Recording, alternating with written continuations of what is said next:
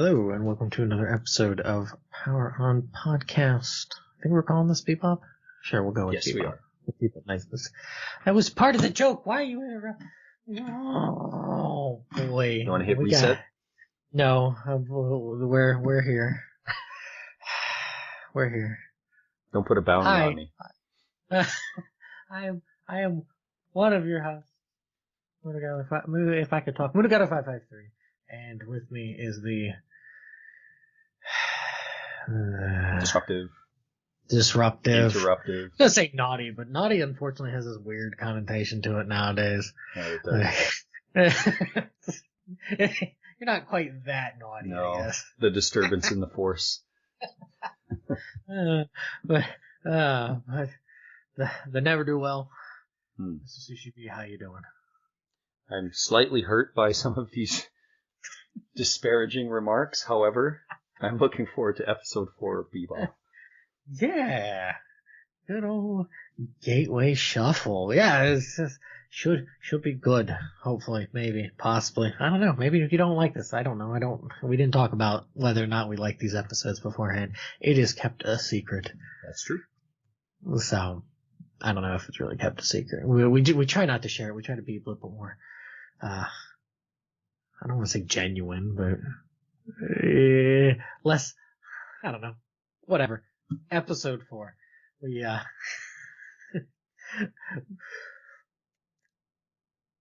I'm gonna say I like how it starts off with Faye. It's plus because it's just how like Jupiter's kind of drifting in the background. I really like that cool look. It's yeah. It starts off cool.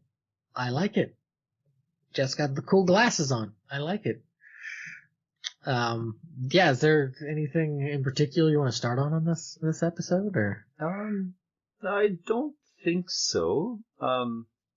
As we're going through these episodes, though, it's been fun to sort of see that although there's connective tissues based on the main characters, just these sort of, as we said earlier, those environments keep changing, as does the genre to some degree. Like, overall, this is still very much like you're always leading us out of these episodes with the space cowboy thing, and that's kind of the overall theme, right, of like space and the Wild West, kind of.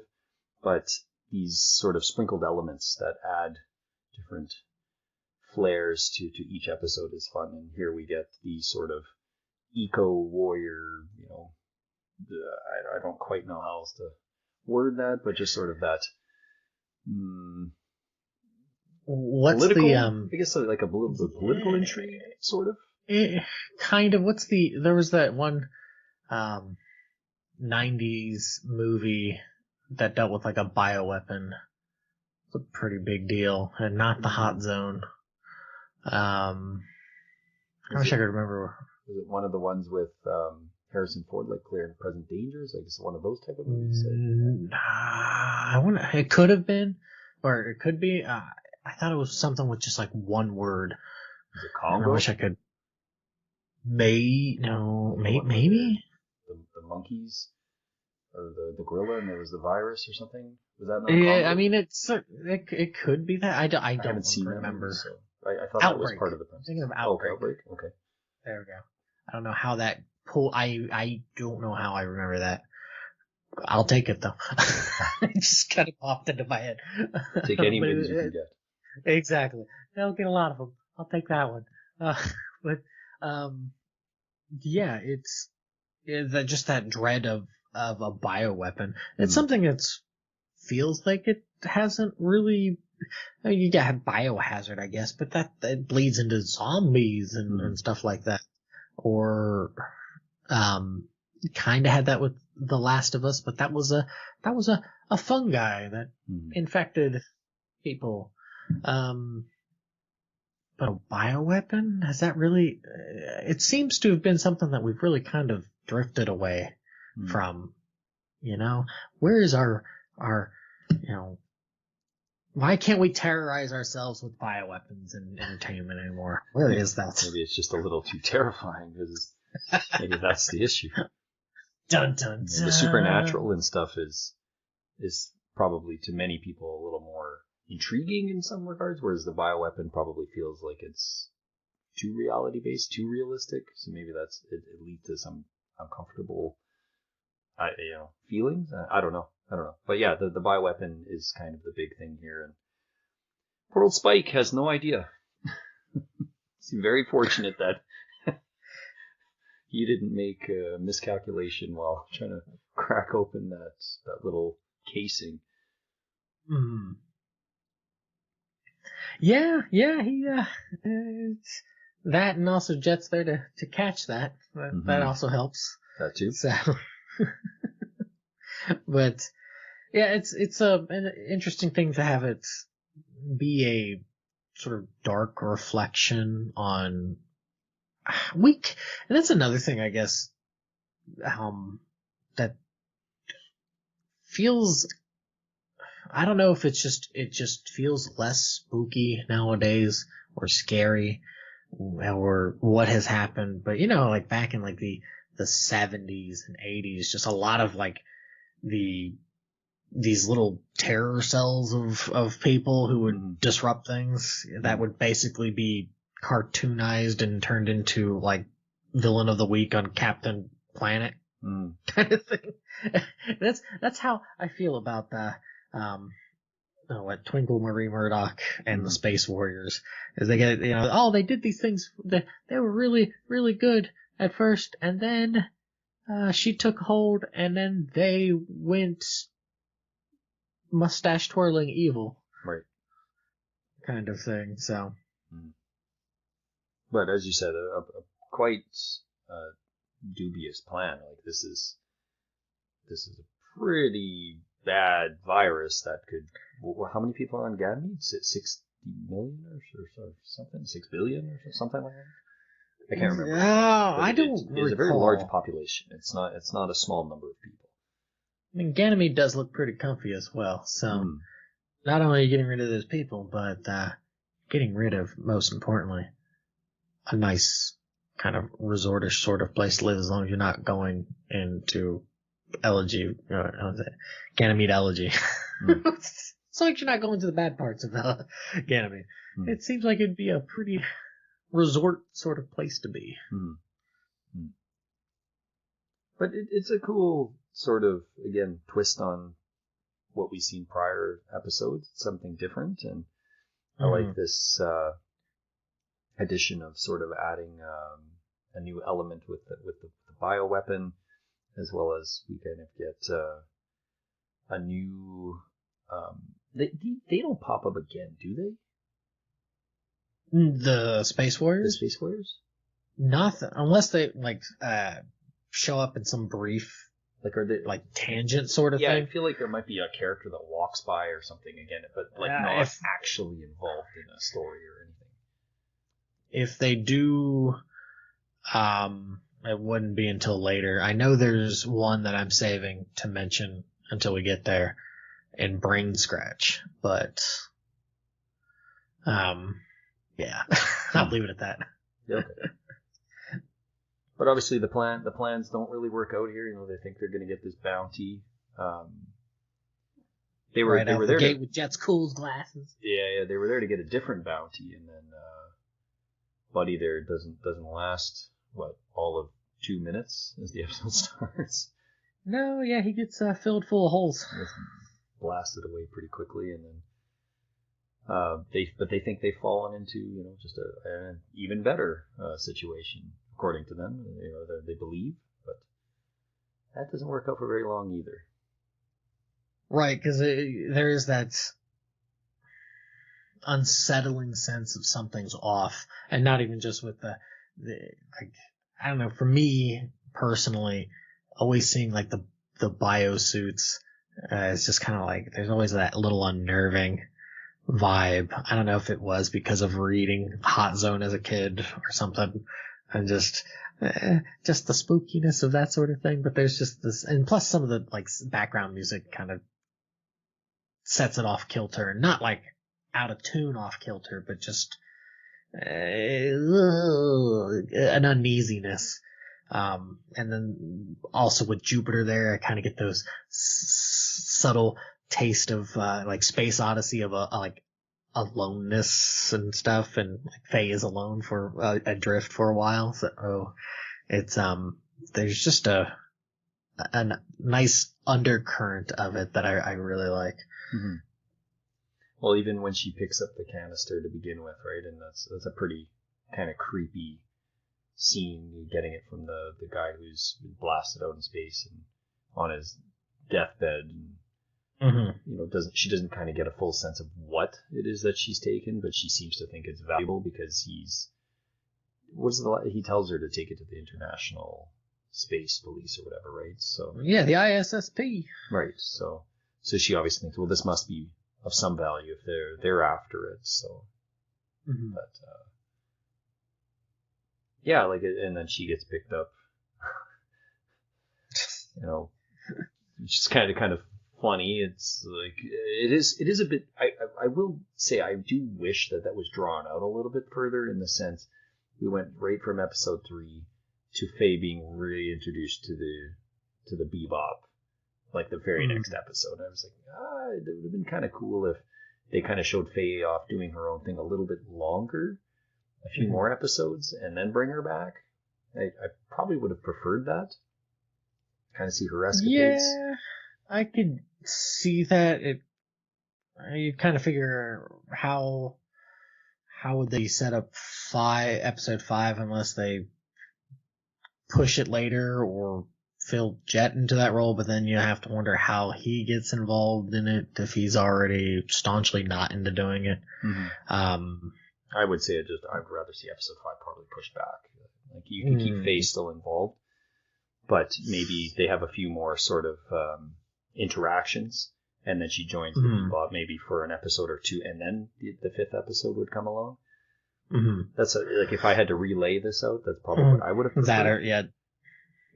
That's because you're going up against amount of time, number of episodes, right, and that sort of thing. So I don't know how they shuffle those cards to. Well, as we go through more episodes, we might find ones that are like, they probably could have shaved that one out to her. Never. But we won't know until we get further in. But I do like, what's her name? Twinkle Maria Murdoch, just because, again, she's a very different type of antagonist. So much. But that's why I think she's a good antagonist, because she's very different than the first 2 antagonists. Like, it's not someone Spike can just walk up and get into a fist fight with. Right, because there's not really a concern of how she's gonna hold her own. Right.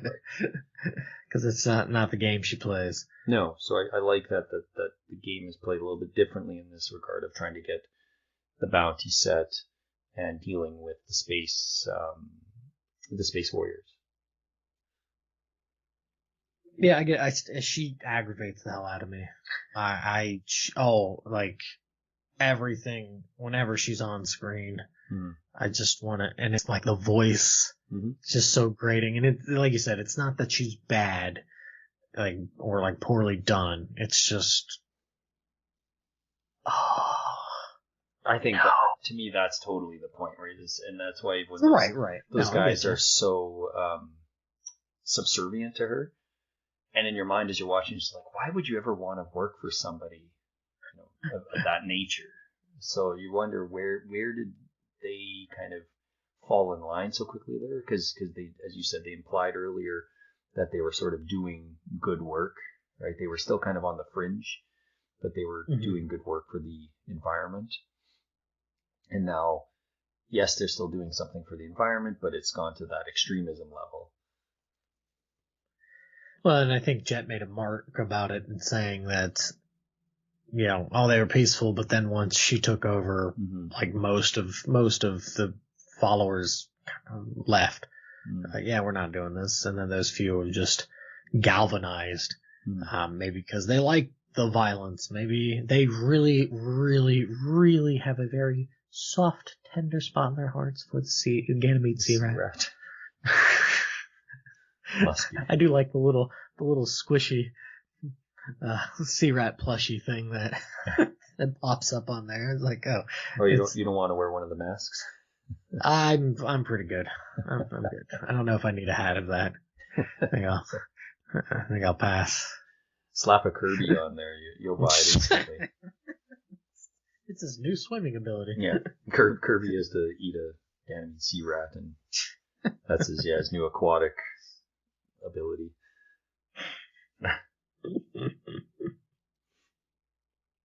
But the virus certainly adds a twist here. And I think the nice thing about the virus that gives these characters, even though they're bounty hunters and stuff, they still have a level of humanity. And this episode kind of shows that yes, of course, they're out for the money. And yeah, we kind of see it with Ein, of course. But this episode kind of goes beyond that of like, you can't let millions of people suffer, based on your goal of just getting money from a ransom a bounty and so forth. That they actually do realize the life and death struggle here is pretty severe. Yeah, to a degree. I think you see that much less from Faye. Well, yeah. But the two of them have a code of ethics, especially Jet. I was going to say Jet, I think a bit more than Spike. I think Spike, and this will come up in a later episode, I think more than anything, Spike just likes the challenge of it. Mm-hmm. Looking at you, wild horses. But yeah, I think more than anything that Spike just likes okay, this is a challenge. This will infuse new life and energy in me because I'm such a worn soul, I guess. But ultimately, they make the decision, right? Like, yeah, you're right, I think, for Spike, but even Faye still, yes, she sort of kind of blackmails them to some degree. But I would like to think, especially as the series goes on, Faye softens up a lot, not completely. Like, she still wants to, rags to riches story and so forth. Mm-hmm. But I think she probably still deep down realizes that this would be detrimental, probably, again, ultimately still to her in some way. Like, she'd be losing bounties and so forth. So maybe, yeah, I don't know. I think still have to push on that. I think she really doesn't care. But if you had end of series Faye, it'd probably be a different story. Mm-hmm. Kind of thing. Yeah. I think at least at this point she's just like, oh, money. Oh, wait, no? Okay. Oh, darn. A place that's, probably, because, outside of the bounty that was put on her for that brief minute, like, she's got her own issues that haven't even been touched upon too heavily, outside of just being in a lot of debt, and being in a lot of debt tends to create a lot of problems, and not just the whole money problem. So, and it comes... Abundant spender. Yeah, well, abundant spender. Like, it comes up in different elements in some of the later episodes as well of things that happen when people are in debt. And I think that is a nice way of adding to the pressures that are on her and everybody else, but particularly her, because that's like the big thing that's really weighing on her, other than just her past or what there is of it. And I just have a hard time believing, at least at this point, that she's like, oh yes, people. It's like, oh no, I don't have to worry about. I probably owed like 10 people on Ganymede. Peace. Here's your bananas. Have a ball. Thanks. Possibly. She probably, I mean, there's a possibility of that, but I think there's probably also more opportunity for her to make money if Ganymede exists, right? Maybe one other way she might be looking at it. That is a possibility. Fair. That's fair. Mm-hmm. So, I do like as well that there is another element in Jet's past brought up in Bob. Mm-hmm. I like the little interaction with Bob. Bob's, not only is he a seedy, taking the whole, red eye stuff that Jet kindly twists his arm about, but the dude's such just like a perv. Yep. He's just like, oh yeah, I'm working, totally working here, Just working my his eyeballs. little nudie magazine there. Yes. Yeah.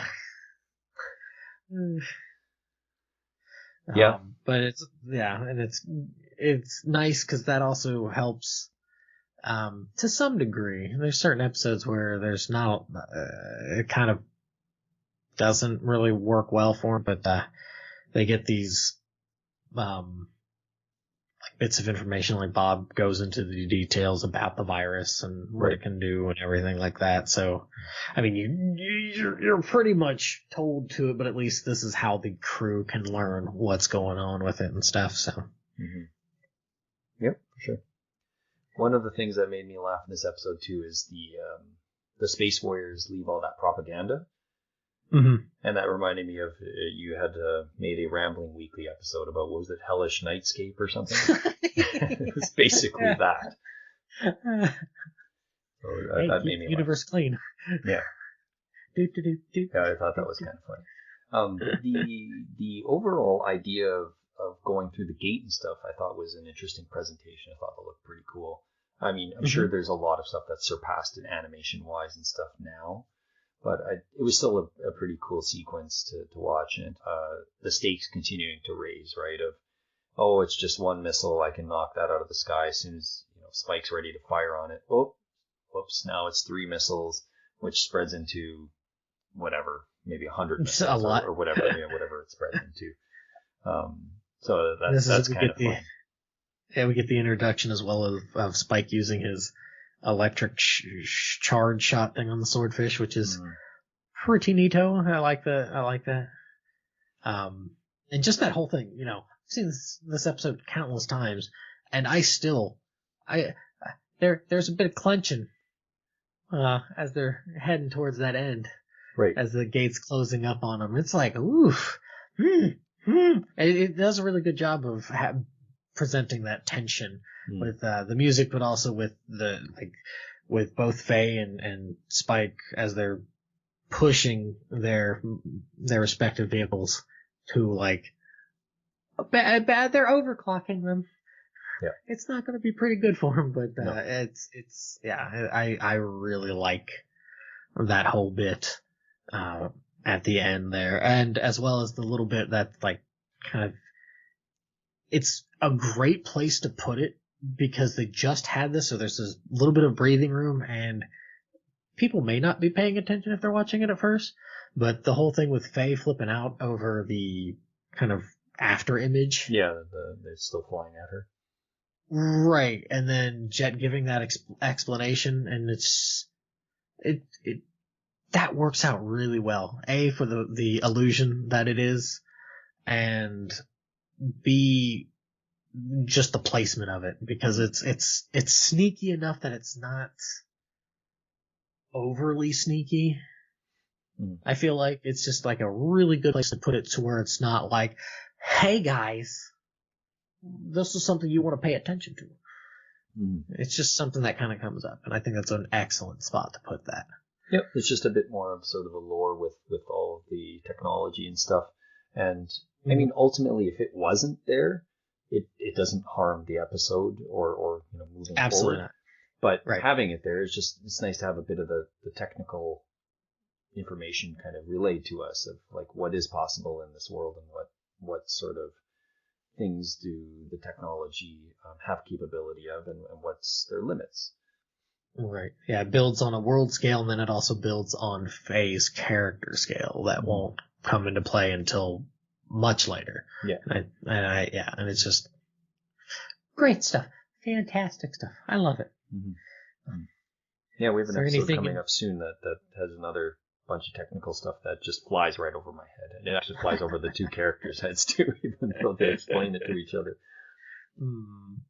Now, is there anything in particular about this episode that you didn't really care for? Yeah, how dumb is Spike that there's a biohazard symbol right on the container and he's still continuing to beat the living life out of it, even though it's very visible. Nobody said Spike was smart. I don't think Spike's that. I mean, he's street smart. So I would like to think he's got at least a sense to be like, what's the symbol, Jet?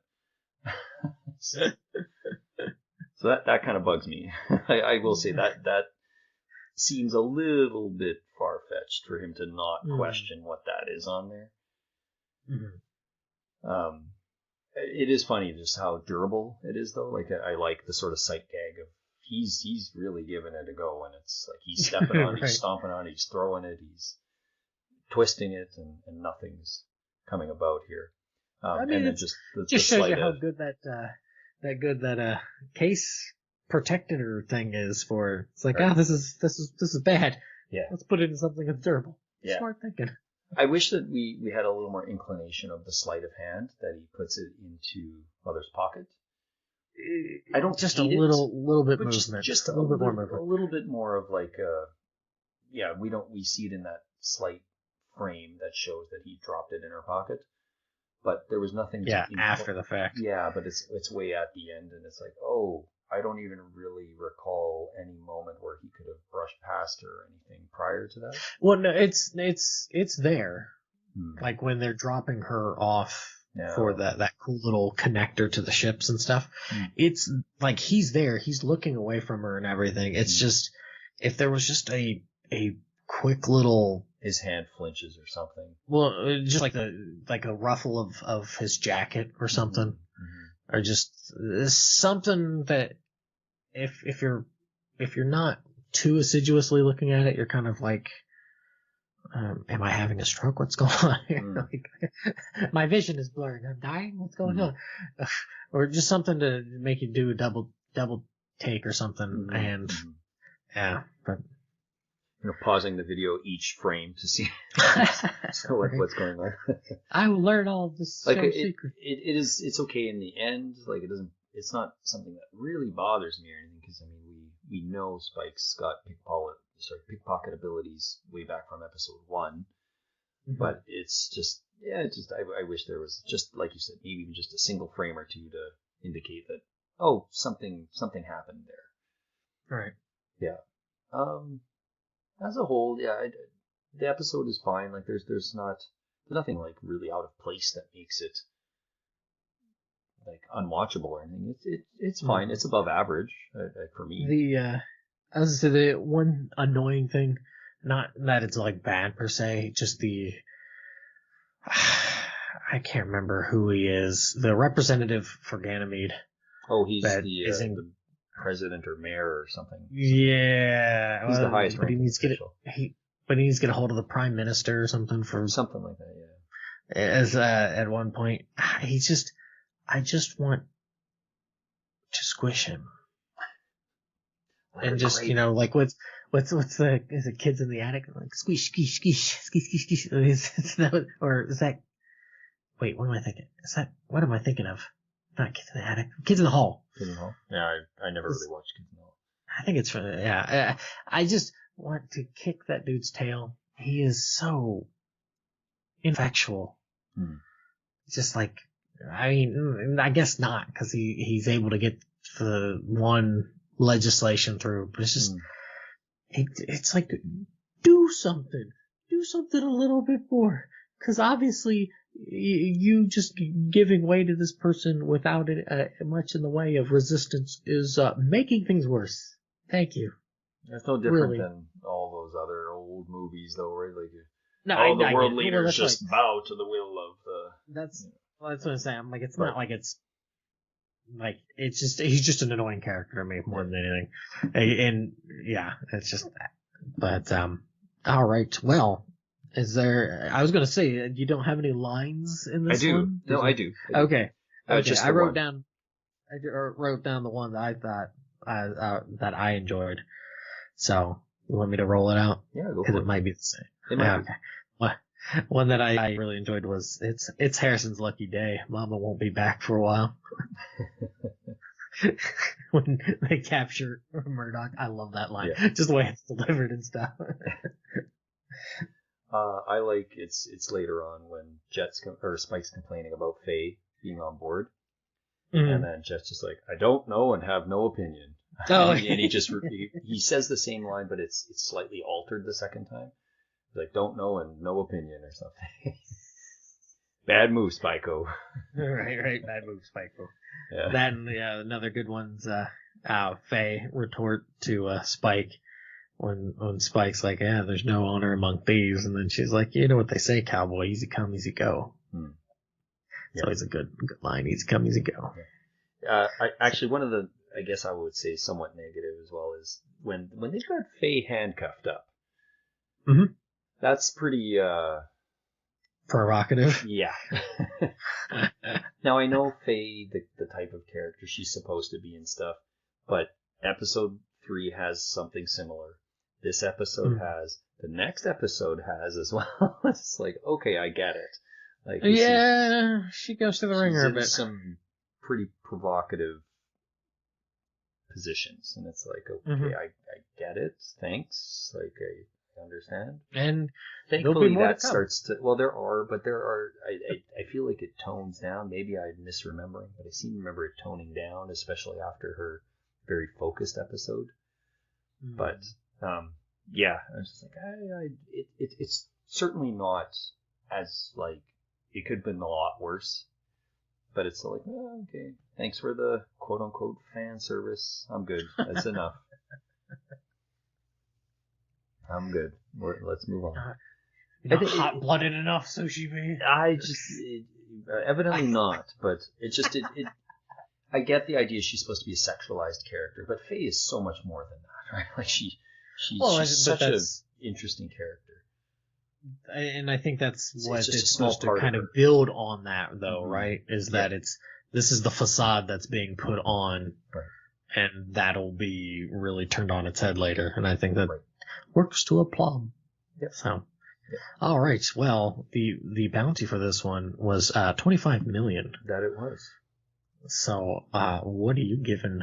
What bounty are you putting on this episode? I think the bounty I would probably put on this one is I'll go 32 million wulong. All right, go. I'll give it 40 million. I do really like this episode, but I don't quite like it nearly as much as I like the honky tonk women. I agree. I would say, I'm trying to be consistent. I'll say that, not to say that I won't just start throwing wulongs wherever, but there is no rhyme or reason to the amount of wulongs being tossed around. Just keeping it in line with the bounty. Yeah. At least my attempt. So, all right. Well, that is it for Gateway Shuffle. Definitely let us know what you think. What kind of bounty would you put on this episode yourselves? That's it. Any last words? Nope. I'm ready for what's upcoming. All right. Well, thanks for listening. And, see you, Space Cowboy.